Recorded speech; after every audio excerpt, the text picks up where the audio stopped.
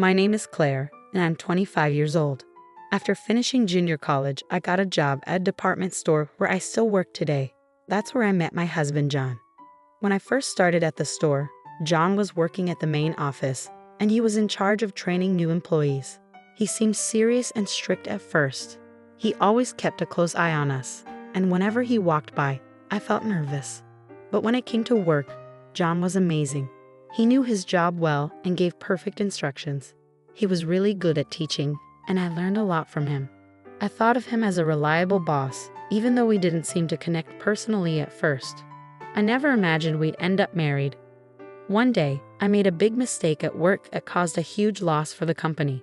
I was only 20 at the time and didn't know how to handle such a big failure. I thought quitting was the only way to make up for it. John came to my rescue. He showed up at my house while I was taking a break from work and encouraged me. "You're still new here, so it's normal to worry. That's what I'm here for, to help you grow. A person who doesn't fail can't learn or get stronger. I'll take responsibility for you.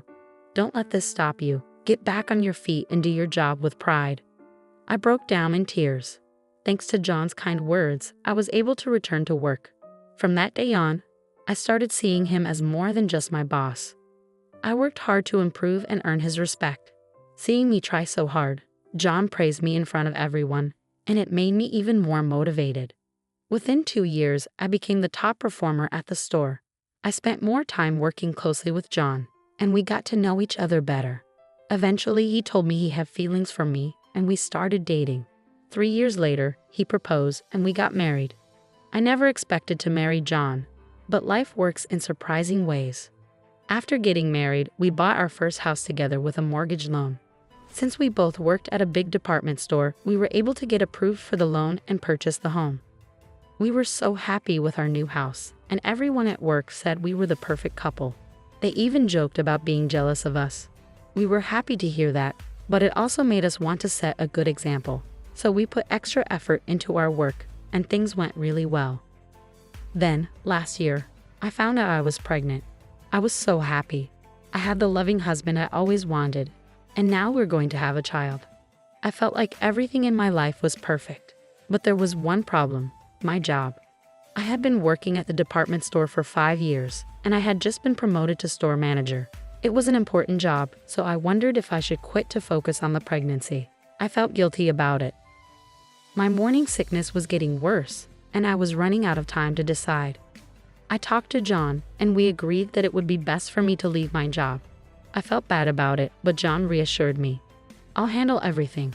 I'll work extra hard and make more money. You don't have to worry about anything. Just focus on the pregnancy." His words took the weight off my shoulders, and I could relax and look forward to our baby. A little while later, I had to be hospitalized. Normally, it wouldn't have been necessary, but my pregnancy symptoms were very severe, and the doctors wanted to keep an eye on me. I spent a lot of time alone in the hospital, which was pretty lonely, but John came to visit me every day, even though he was really busy, and that made me feel better. After about 3 months, I was finally allowed to go home. John took a day off from work to pick me up, and we drove back together. It felt nice to be home after such a long time.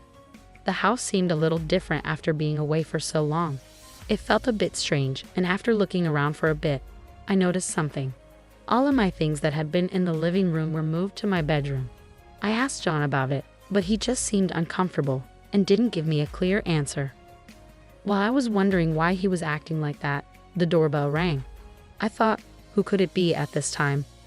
When I opened the door, I was surprised to see my mother-in-law, Margaret. I had just come back from the hospital and was hoping to spend some time alone with John, but I couldn't turn her away.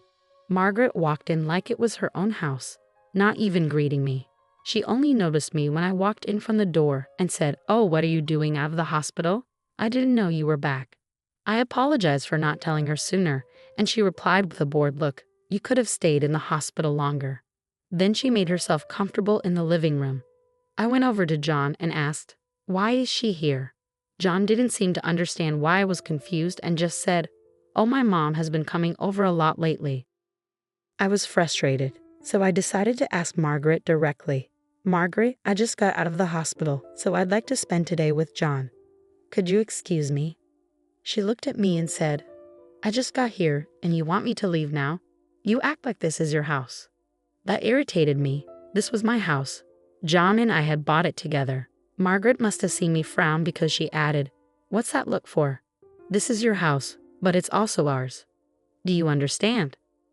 I was confused and didn't understand what she meant, so I asked, "What do you mean?"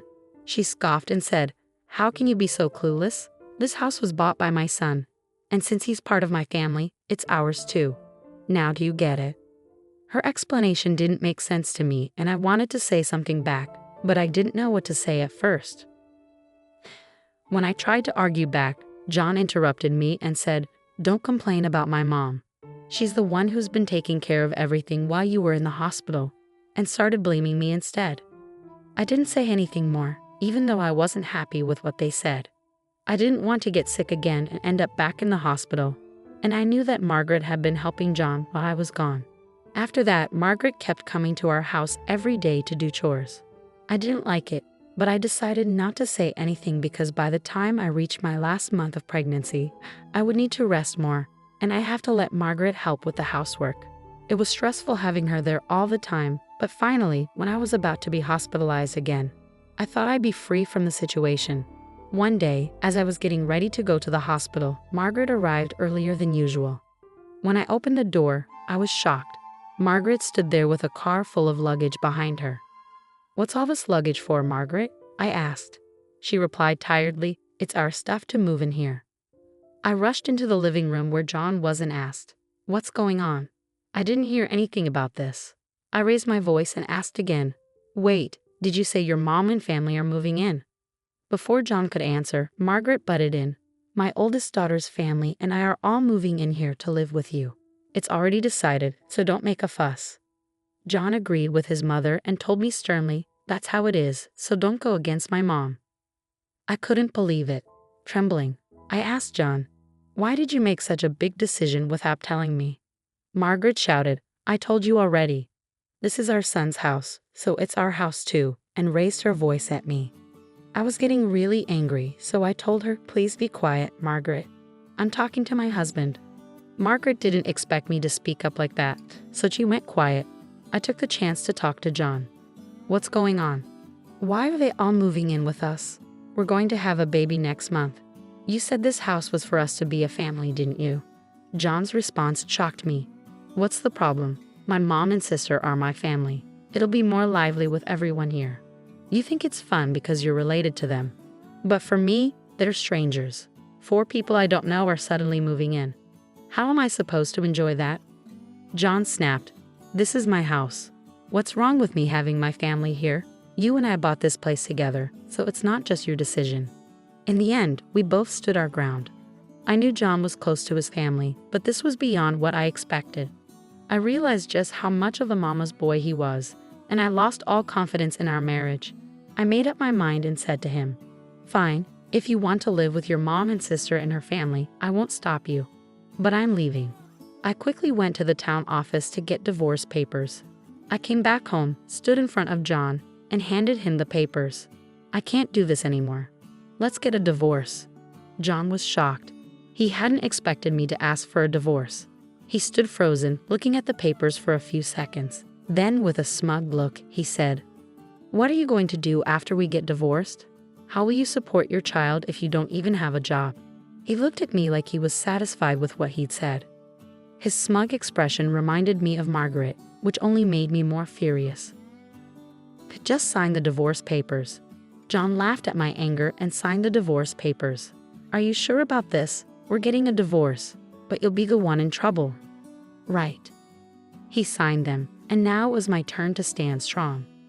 "Hey, aren't you forgetting something important? My dad owns an apartment rental business." "Oh, that means I don't have to worry about finding a place to live. Plus, I'll get child support from you." Oh, and if you and your family keep living in this house, you'll have to pay me half of its value." John finally realized the situation he was in. His face went pale as he looked at me. "Well, I guess we won't see each other again. Take care. I'll contact you through my lawyer from now on." John was in shock, sitting there. Margaret, who had been listening, seemed to understand that John would have to pay a lot of money. She froze with packages in her hands. I ignored them both and left the house. After that, the divorce was finalized, including property division and everything.